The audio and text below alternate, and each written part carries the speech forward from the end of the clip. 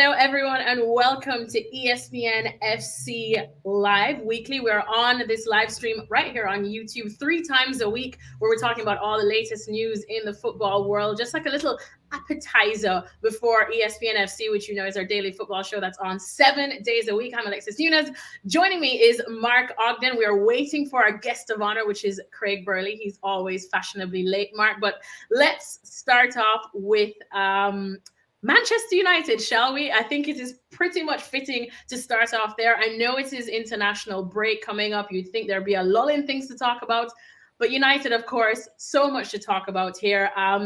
Pretty much about how it's looking like a hot mess there for Eric Ten Hag and company. And I'm not just talking about the loss to Arsenal. I think a lot of people did even expect Arsenal to win that one. I actually didn't think United did too badly until the Garnacho goal was ruled offside, and then pretty much all hell broke loose. But everything from Jadon Sancho's comments clapping back to Eric Ten Hag saying that he doesn't choose him in his team based on how he performs in training. There's also Andre Onana that it looks like his participation in AFCON, which is yet to be fully confirmed, could leave United without arguably one of their best players come January. And then, of course, there's just all of the injuries, crucial injuries, big name injuries, multiple injuries to the defense. We'll get to all of that in a bit, but let's start off with the juicy stuff, and that is Jadon Sancho versus Eric Ten Hag. Round 1, war of words, so much so that Jadon Sancho hasn't even deleted his tweet just yet. I know you were recently on the Gab and Jules show, and you guys had a little chat about it. They're not going to cancel Sancho's contract because it would cost them an absolute mint. But is it right for a manager to expose him like that and throw him under the bus? Ten Hag could have said a lot of things like, he didn't feel great this week, anything, instead of just saying like, clearly he's rubbish, he doesn't train well, and so I literally drop him. That, to me, is the issue here, Jules, because it's unusual for a manager to come out and say this unless it's something where we're pushing him out the door like they tried to do with Cristiano or whatever. Especially, the window's just closed. Let me go and throw this guy under the bus. Well, this is the issue because there was some United were prepared to let Sancho go. And there were some suggestions there was an interest in last week that he wasn't open to accepting Sancho. So if United found a club and he wasn't willing to go, then Ten Hag would be unhappy about that. But you're right. It was September the 3rd yesterday. The window's just closed. You've got a player that you can't shift until January unless he goes to Turkey or Saudi Arabia, which neither seem an option. So for me, there's no way back for Sancho because he's completely defied his manager and gone against him publicly. How does Ten Hag bring him back in when there's clearly a breakdown of trust there? So you've got now, 3-4 months of this player just, sulking, I guess, because he's not been picked, and Ten Hag sticking to his guns. Because I don't see who backs down here. Sancho's come out and said what he said. Ten Hag isn't going to back down. And, because if he backs down, then having criticised Rashford and Ronaldo publicly in the past, it's a sign of weakness on his part. So I see no way back for Sancho. What a fiasco this has been. You heard it here first. Sancho back on loan to Borussia Dortmund in January, with United paying the bulk of his wages. Would that not solve the situation? He's on very big wages. And why would Dortmund take him? Who's going to take him now? Well, because really? Dortmund, will you be big on the Adeyemi brand? But it doesn't matter even the players that you have. Like, you think, okay, this is a player that will not play between now and January, or hardly play. He might play a bit in the... Okay, all right. No, but you know what I mean? Who's going to take that gamble? I was joking. He's had 2 bad years. They overpaid for a player that nobody else wanted. But that's why I think a loan solution is the only... I mean, we've seen this happen, right? Is the only way out. Really good at Dortmund the last season. There was a time where he was really, really good. So he can be good, but there's clearly a lot of baggage too. Clearly a lot of baggage, Jules says. One time we were praising Jadon Sancho and his signing at Manchester United. Now, how things have deteriorated. Let's bring in Craig Burley, who's finally decided to join us, which is absolutely brilliant. But Augie, let me go first to you on this one. Wow, we're all kind of like reading this up today. I love this look for us. But Augie, like I said, let's start off with you on this one, this whole Jadon Sancho fiasco going on. As you said, it feels like there's just really no way back for him, right? Yeah, well, I mean, if there is a way back from him, the first thing he has to do is delete that tweet, because while that's still at the top of his Twitter page, it's basically saying, look, I haven't changed my mind. I still feel that I've been let down and almost betrayed by the manager. So that isn't a good start. And I think, if Jadon Sancho was one of United's best players, then I suppose there would be a way back. But he's not been one of the best players. He hasn't been one of the best players since he signed. Now you've got a guy that isn't playing well, and according to his manager, isn't training well. So that's quite a negative combination. And if you want to get back in the team, it ain't going to work, is it? Especially if you start saying that your manager is saying things that are, in Jadon's words, completely untrue. about your training performances. So, I said on the Gavin Jules show, there's no way back for Sancho. Now, obviously, there always is. I mean, the one example of that is Carlos Tevez. I mean, I was covering Man City when he refused to come off the bench against Bayern Munich back in the day, and that looked to be the end. And he came back that season and helped City win the league. So there's always a way back. But in this scenario, I don't see how, because, Tevez was a great player, was performing. Sancho is neither. He's not a great player, not at the moment, and he's not performing. So why would Ten Hag bring him back? United are in a bit of a hole right now in terms of results and performances. So what you need is players that you can rely upon. You can't rely on Jadon Sancho. And clearly you can't rely on him if he's going to come out and say things that he said about, not his manager, but people that are making him a scapegoat. No, nobody's made Jadon Sancho a scapegoat. And as far as I can see, Man United really helped him get back on track last season when he had his issues on and off the pitch. And nobody's been coming out and criticising that United, saying that it's his fault and that he should be doing better. So I don't know where he's getting that from. But where it stands right now, he's in a bit of a hole because he's not playing well, he's not training well. His manager thinks he's gone beyond the pale by saying what he did about, defying what the manager said. Well, to someone now who is my personal expert in arguments, Craig, let me bring you in on this one, because especially as a former player, it's never good when you see them, publicly calling each other out, player and manager. But do you kind of feel for Jadon Sancho any at all, or do you see where Erik Ten Hag's coming from? Well, Erik Ten Hag seems to be coming from a place where he has a player who he perceives is not performing, certainly not training properly, by his own words, and he's not performing, as Augie said, on the field. So he's not much use to anybody at the moment. And I think if I'm Jadon Sancho, I just got to look myself in the mirror and say, play better, work harder, and don't get in some sort of ongoing tiff with your manager, because there's only going to be one winner. Look, United are not missing Jadon Sancho on the pitch, really, for all the reasons that Augie said. Now, maybe there is a player in there that is going to come out at some point and perform, but it looks, there's certainly been nothing in the last year and a half to suggest that's going to be the case. And it's just another problem for the manager. But as Mark said, when you're not deleting your tweet either, or whatever way he posted it, then that's kind of rubbing salt in the wound. So there only ever is one winner here, and it will be Erik Ten Hag. So Jadon Sancho just has to sort himself out, and we'll see how this pans out. Craig, one thing that I've been told, speaking to people at United over the last couple of days, is that a lot of the players aren't happy with Sancho, that they basically lost a little bit of patience with him. Now, a lot of fans haven't been able to grasp that. I think they think that that's just suggesting that he's unpopular because of who he is. But I think the idea is that in training, he's not doing what is expected of him. And as a former player, do you get that? Do you have players or teammates that you can see out putting it in training and are basically letting everyone down and frustrating the players because they're not pulling their weight, I guess? Oh, absolutely, Mark. And I several players, and particularly my time at Celtic, when things changed at boardroom level and different players came in. And, I'll give you an example. Ayo Berkovic actually was actually a player who actually trained and performed pretty well, but he was an absolute pain in the butt in the dressing room, got on with nobody, and it really sort of split the dressing room a little bit. The other guy would be, and I'm not suggesting he'll let anybody down, but I think when I look at somebody who kind of sense wasn't committed when he came to Celtic, it was Mark Viduka. Now, Mark Viduka came in, super talented player, but went missing for a month or two off the back of just signing, and Fergus McCann, the owner at the time, dispatched himself to Zagreb to try and find him. And once I left the club, not long after that, apparently there was a bit of a scrap in the dressing room over lack of effort in a game, which you'll remember when Celtic lost to Inverness, Caledonian Thistle in the Cup, and at the time it was a huge giant killing.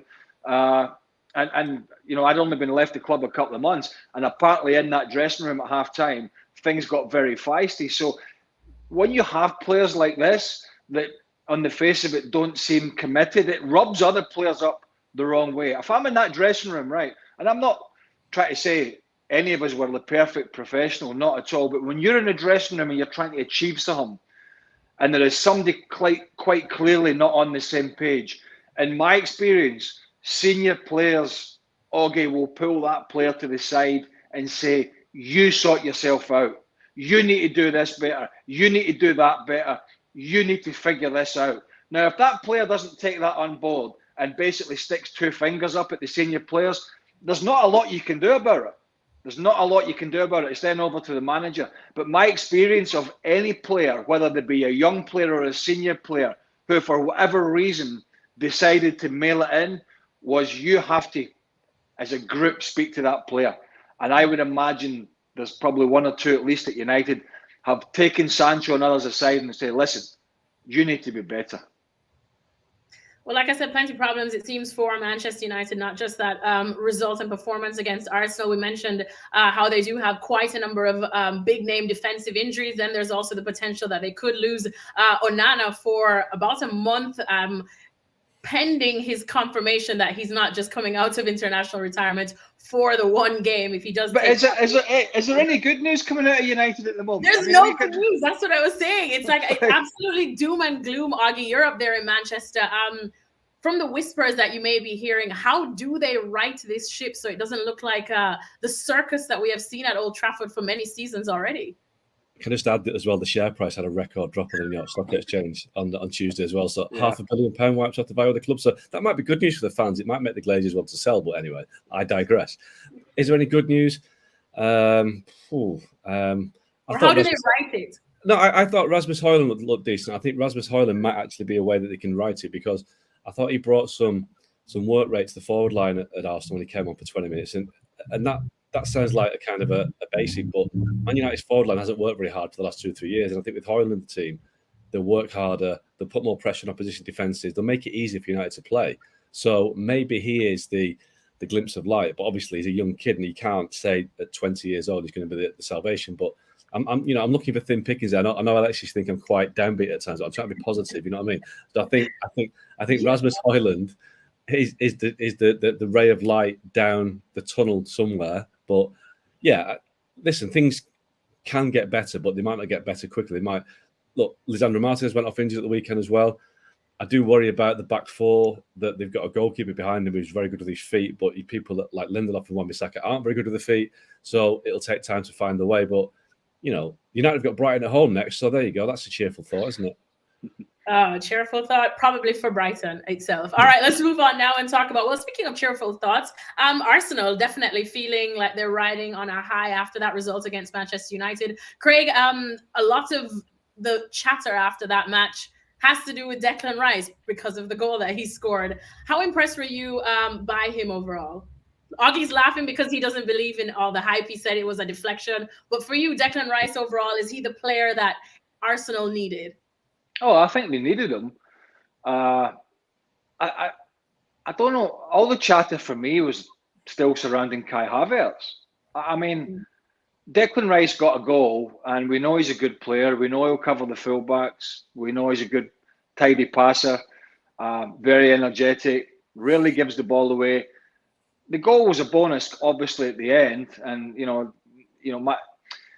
again, Eric Ten Hag, that's a foul. This is a foul. That's a foul. How's about somebody pick Declan Rice up? Did he not bother putting that on the chalkboard before the game? Declan Rice, pick him up at set pieces. So no surprise that, and I think Rice will get better, and I think Arsenal will get better. But the chatter for me is Arsenal have started the season with 10 players, because there is no difference. Apart from he's wearing a red shirt to a blue shirt, and Kai Havertz's performance. And I think as City keep winning, and there's no suggesting that that will stop, and more pressure gets on Arsenal. It wasn't a great performance, let's not forget, against United. It was okay. This was an average United side with a bunch of injuries, right? So it was an okay Arsenal performance. It wasn't slick. It wasn't brilliant. They created a few chances. But this elephant in the room is not going to go away until Arteta does something about it. Now, he might say, well, as long as we're winning games, we're going to carry on. But I don't think you can carry on playing in the manner in which they have played at the start of the season with a guy that is short in confidence, he's not a goal scorer, he's giving the ball away. In some essence, you might say he's hiding a little bit in games. He doesn't want the ball, and he gave the ball away for that United goal. Everybody saw the whiff. that he had in the first half. And I honestly believe that this is a huge problem for Arsenal if they're going to stay nip and tuck with Man City. That is difficult enough. Even if you sign the players that they signed, and no Timber's out, even if you make the signings they did in the summer, right? You cannot go the course of a season carrying a player in a key area of the team. City don't do it. When somebody's not performing at Man City, they'll sit on the bench. Don't matter if it's Grealish or Foden or even De Bruyne last year. So I think, yeah, I know what you mean. Declan Rice got a goal, but this Havertz around Mikel Arteta is not going to go away.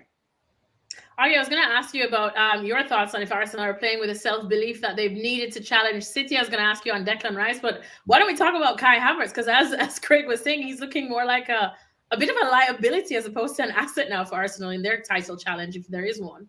Yeah, he's definitely a luxury buy, and I think he reminded me of Mesut Ozil at times at the weekend, and that isn't a compliment. You know, that kind of that lazy, languid kind of not quite sure what he gives you. But, you know, Havertz is a good player, but he doesn't fit in that team. And I don't see what he brings to the Arsenal side. And, you know, you talk about Arsenal's confidence, you know, but for that last minute surge, you know, 2 goals in injury time, we would have been talking a different story here, because Arsenal could have lost that game when, you know, Garnacho's goal was very tight, it was offside. But, you know, until 70 minutes, 80 minutes, we're watching that game thinking, now that his side looks very good, you know, they haven't really kicked on since last season, but it's amazing what a win does. You know, a win changes the whole narrative, and, you know, Arsenal are great and Man United are in crisis because that's how the results have gone. But I think when you look at the performance of both sides, I don't think Man City are looking at that thinking we're going to have a real challenge from these two this season. I think they're probably thinking, well, Arsenal have gone backwards and United are as bad as they've ever been. So Kai Havertz doesn't help Arsenal in the sense that he doesn't actually bring much to the table. I don't quite know why Arteta brought him in, because I just don't know what his best position is. And Chelsea never really found that out either. So, yeah, it's a strange one, Havertz, but because they paid so much money for him and because Arteta's, you know, a real advocate, it's going to be difficult to drop him, but he might have to and find a way to accommodate somebody else, because if he stays there, like Craig says, they're playing with 10 men. I mean, the thing is Arsenal are a poorer team with Havertz in it. There's not a lot of doubt about that. And I hear some people say, "Oh, he needs time. I get that. You know, it's like, you know, it's great to give people time, but, you know, Man City are not going to go, I tell you what, we'll take the foot off the gas a little bit, and you can have time to bed him in." I think had Arsenal crawled into the top 4 last year, this would have been a different scenario. He would have had time to bed Havertz in. A few rough results might have come along, and everybody been okay with it. But because they had such a good season up until the last sort of 10-15% of the season, when City came like a steam train, because they were in pole position for so long, and they have spent the money that they've spent this summer on key players, particularly Timber and Rice, and obviously the transfer fee for Havertz was a huge surprise. That was a left field signing.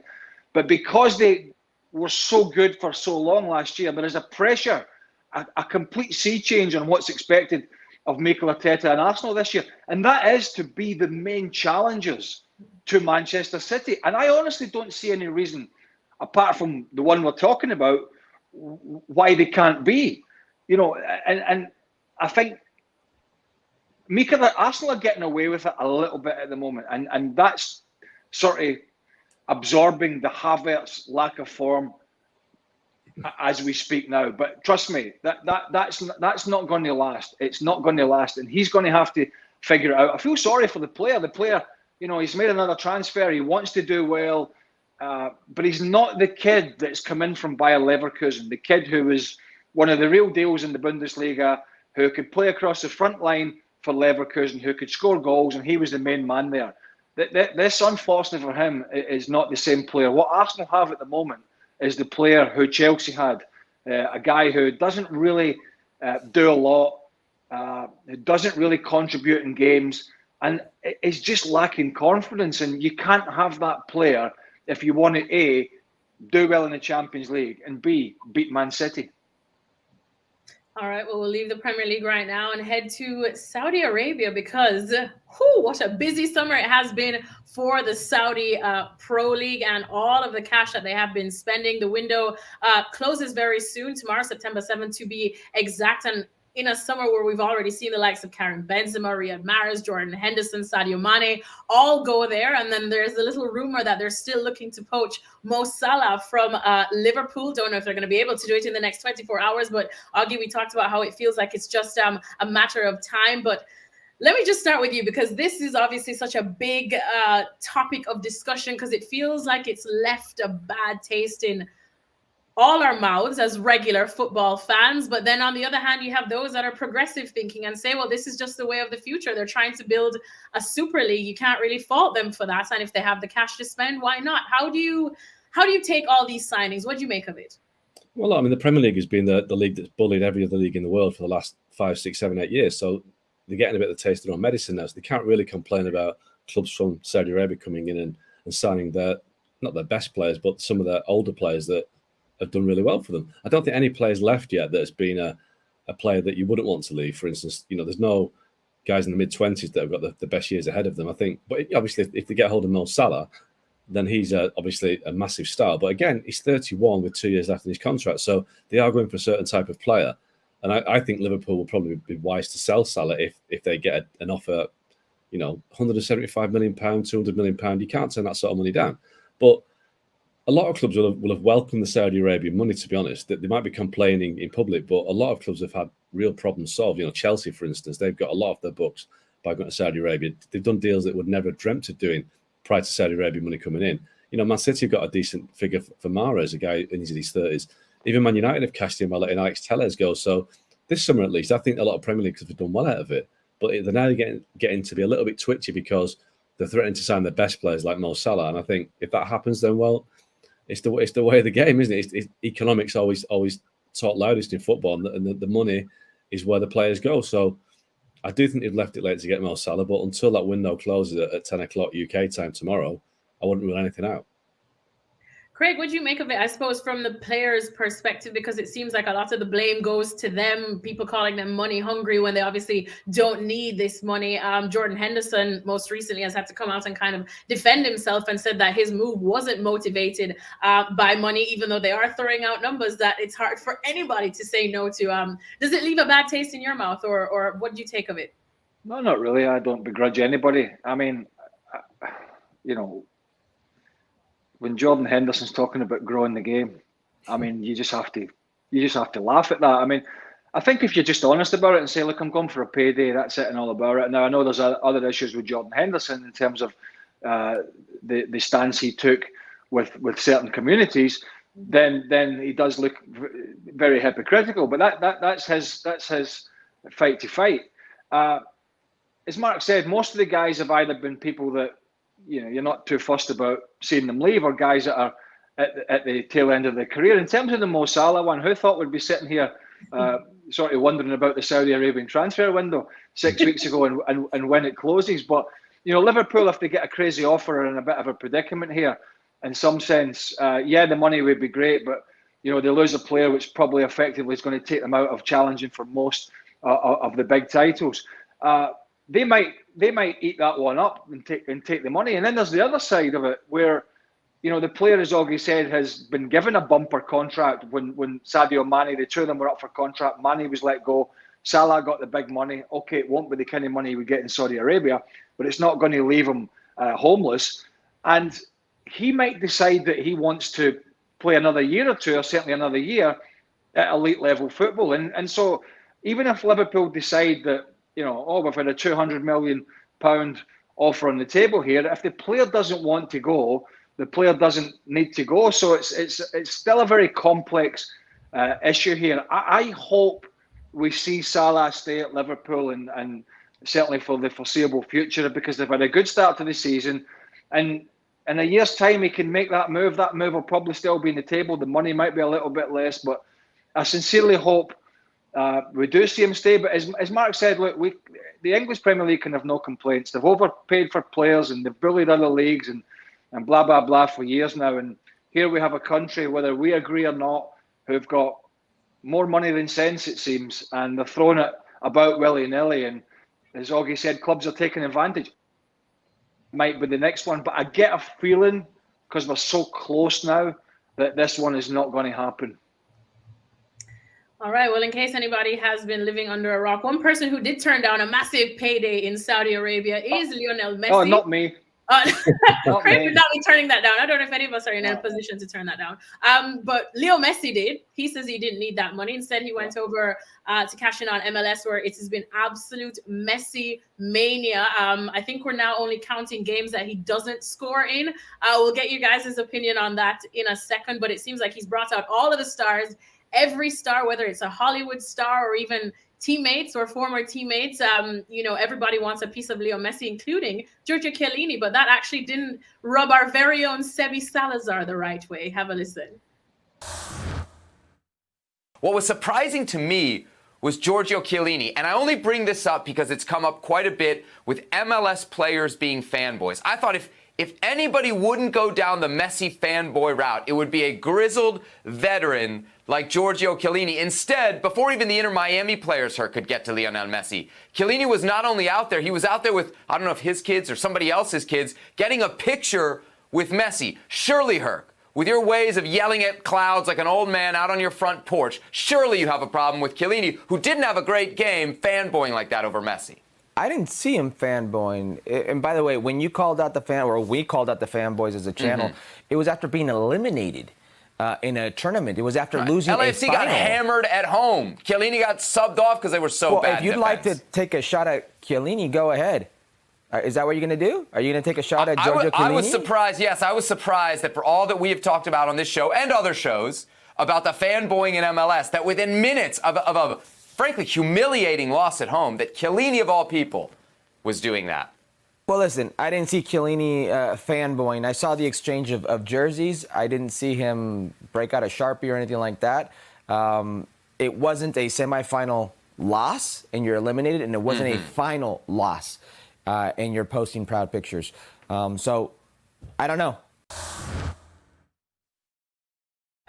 Craig, I'm just going to let you comment on this one. Not much gets our Sebi Salazar riled up quite like I'm going to have to stop you there because I'm going to have to. I'm serious now. I'm going to have to stop you there because this is just the way I like Herculez Gomez and Seb Salazar. I had absolutely no audio there whatsoever. So, and I'm not a very good lip reader, and so that's that's perfect for me. I have no idea what they said.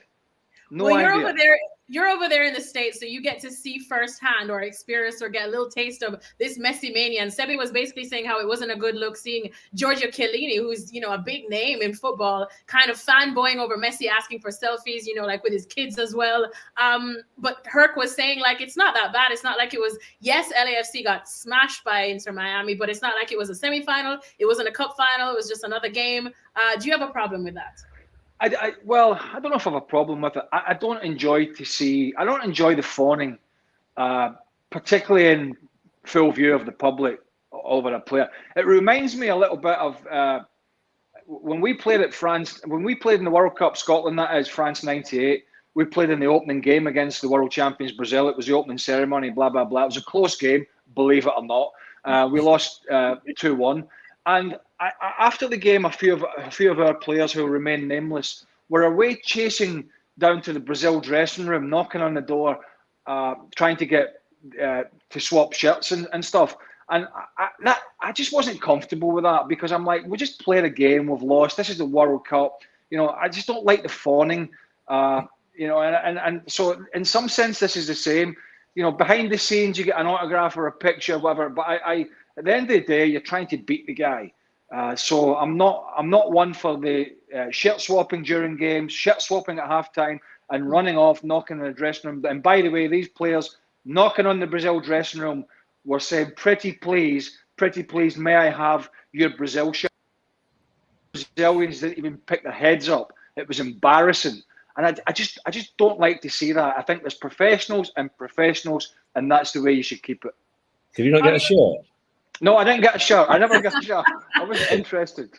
Funny enough, Augie, none of the Brazilians were interested in mine. Don't worry about that. He's got Ronaldo's shirt behind him. It's just there, Ronaldo 9. I can see it just there. No, it's not. There, Lars. Augie, let me quickly get before we go your thoughts on this whole Messi mania. I mean, I know we are an ocean away, but from what you've seen, I mean, he's doing what we expect Messi to do, which is just absolutely lights up any stage or any pitch that he graces. But does it also kind of make MLS or the standard or the quality of MLS look a bit worse than we thought? Well, that's a harsh question. Really is. You really have to go with that. Look, I don't think it's Lionel Messi. I mean, it's arguably the best player the world's ever seen, or one of the top three. So, and he's still got it in him. He won a World Cup on his own pretty much last year. So he is going to go to MLS and play well. But, you know, the flip side is he didn't do so well in the Champions League with PSG, because I think up against top players, he's probably not the player he was. So it doesn't reflect well in terms of the standard of MLS. But him being there reflects really well on MLS that he's there, you know, that Messi's stealing headlines all the time. And I think if you had to make a decision on who made the best call, whether it was Messi or Ronaldo, I think Messi all day long. But I think Ronaldo doesn't seem to be having that much of a great time in Saudi Arabia. Look, they both went for the money. Let's not say that Messi didn't go to Saudi Arabia because he was doing it as a free hit to Miami. He's going to get well paid in Miami, so it was a money decision as well. But I think Messi took a lifestyle decision. I think he wanted to play in a different league. And I think, you know, I don't really have a problem with the whole fanboy thing, as he said. It's a strange phrase, but I don't have a problem with that, because this is Pele, Maradona level. And I think you talk to players who played in those eras, they are the icons of the game. And I think Messi's just a different level. I think, you know, it's not like you're talking about a player that's achieved nothing. He is one of the absolute greats. So for me, Mr. Miserable, as you say, Alexis, I'm quite happy with this. I don't really mind too much. I think just briefly, what you got to understand, that people got to understand, is, and Dan Thomas said it to me on the show. He said, "Oh, this is a bit of a surprise. He's doing so well." And I'm thinking, has he been on the moon for 10 years? I mean, the only thing that would stop Messi is Messi's desire and fitness and lifestyle. It's the only thing that would stop him, and then Mother Nature in terms of his age. It's nothing against Major League Soccer. Major League Soccer itself has built itself and prided itself on trying to bring in and enhance attacking players, right? It has always been slow. And if you look at the DPs and all the players that they've brought in from abroad, very rarely is it a defender. I know you mentioned Giorgio Chiellini there, but very rarely has it been top quality defenders. So there's a dearth of that in Major League Soccer. They focus on different areas. That's the way they see it. So when you have Lionel Messi come in, and you remember what a guy in Giovinco did at Toronto to some of these defenders. And that was quite a while ago.